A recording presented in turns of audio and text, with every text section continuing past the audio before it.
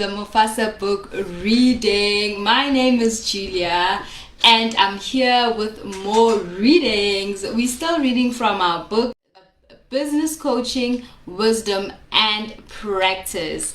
I'm really glad to be reading this book. It has really captured me. And today we're moving on to the third chapter. It's titled The Coaching Conversation. Okay, so let me set my timer so that I can read the full 10 minutes. And yeah, I'm really excited, guys, about reading this book.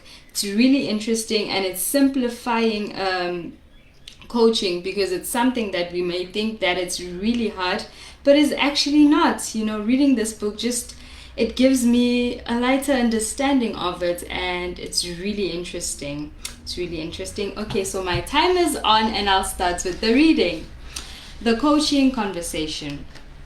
The coaching conversation provides a thinking environment where business professionals are able to develop self-awareness and a depth of understanding of themselves and others, embedding newly acquired skills, competencies, and attitude which subsequently impact the actions they take and visibly demonstrate new behaviors. The coaching conversation as a thinking partnership.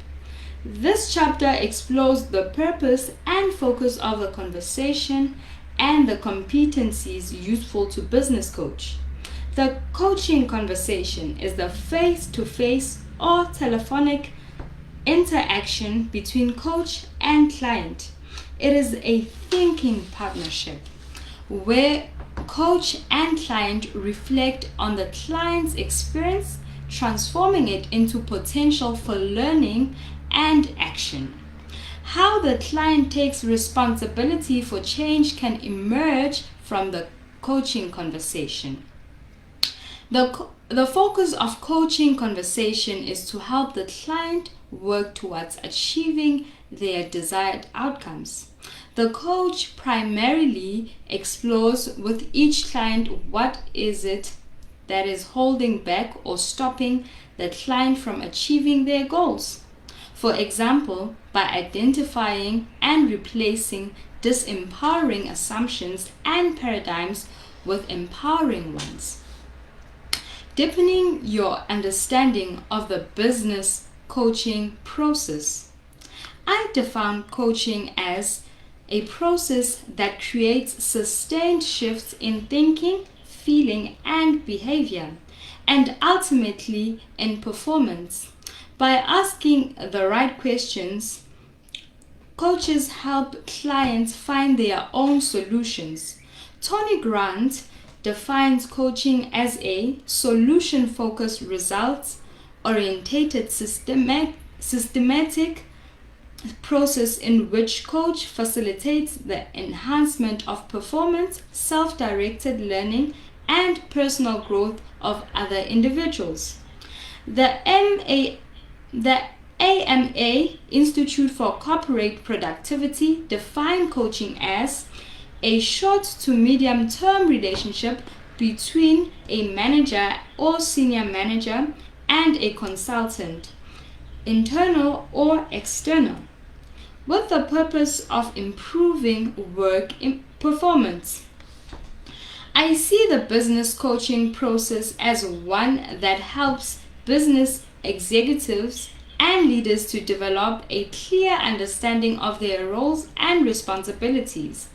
Business coaching, like sports coaching, is about high performance. Business coaching ultimately is about sustained behavioral change and breakthrough performance. Some practitioners have had a difficult time differentiating coaching from the other areas of practice or approaches by virtue of its supposed lack of unique characteristics. One of the reasons for this kind of rationale is that some coaching providers see themselves as business consultants, with their coaching services structured around coaching process. It has been challenging to find one authoritative definition of coaching in the marketplace, not just because every professional body has its own slant on the coaching process, but because there is no agreed global definition available. So, what do business coaches do? The core value of business coaching is to help the individual executive to think clearly about the core issues that present challenges to them in their job, career, and daily working life. Coaching is unique, helping individuals to systematize their conscious thoughts about their immediate actions needed to address specific practical issues and to understand the conscious processes that may be sabotaging their success. Mentors focus on the development of the learner and convey knowledge of organizational values and routine, plus the managerial system, thus helping the learner to navigate the organization's political system. Mentoring is personalized, domain specific, and creates an atmosphere to acknowledge and recognize people. On the other hand, counseling is more personal and is aimed at specific personal problems. Counselors and psychologists bring to coaching powerful interpersonal change skills, the skills highly relevant to the coaching world, which come to us from the psychotherapy literature, are active listening, empathy, self-awareness, process observation, giving and getting feedback, assertive communication, conflict resolution, cognitive restructuring, systems theory, and learned optimism. Robert Hargrove in Masterful Coaching suggests that coaching is having both the toughness and the compassion to skillfully intervene in people's learning processes, and that a successful coaching relationship is always a story of transformation, and not just of high levels of performance. John Whitmore in Coaching for Performance says, coaching is unlocking a person's potential to maximize their own performance. It is helping them to learn rather than teaching them. These definitions suggest that learning is the key. This indicates that helping your clients grow, develop, and become who they want to be requires asking for their best thinking rather than sharing yours. You're asking of incisive questions to open up the thinking of your client is a powerful alliance designed to forward and enhance the lifelong process of human learning, effectiveness, and fulfillment. The three levels of coaching intervention with which we are working with are interconnected. The first one is doing. What tasks and goals need to be accomplished? The second one is learning. How will you develop the competencies needed? The third one is being and becoming. Who are you as you grow, develop, and transform? The coach needs to ask, what does the client need to learn to perform better? And which skills and competencies do they need to develop to do the doing better? And then, as they develop new skills and competencies in the workplace, how does that impact on how they be who they are?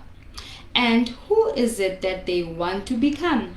When we look at coaching models in Chapter 5, we will explore the various levels of the coaching intervention that impact on the learning, growth, and development of the client.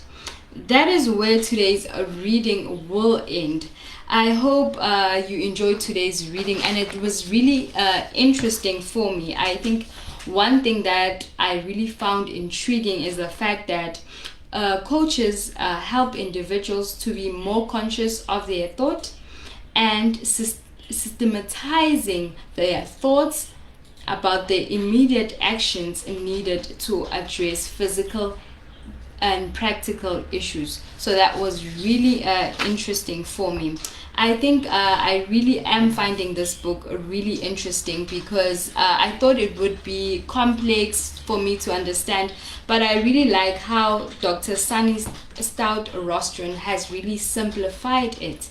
And we have viewers here. One viewer, hi to a viewer, and we just truly appreciate your presence, and we hope you're really enjoying the book. If you have any comments, you can just put it there. Okay, I see a comment. It is from Paul, big on healing Mokwena. She's saying this book is so easy to understand the coaching concepts. Indeed, I totally agree with your comment, and I just hope you enjoying the reading. Thank you so much for joining me. I'll see you next time. Hope to see you, and thank you so much. This video will be available on YouTube. Thank you so much for watching. So you can just catch up if there's anything that you want to catch up on. So thank you so much for joining me. Bye.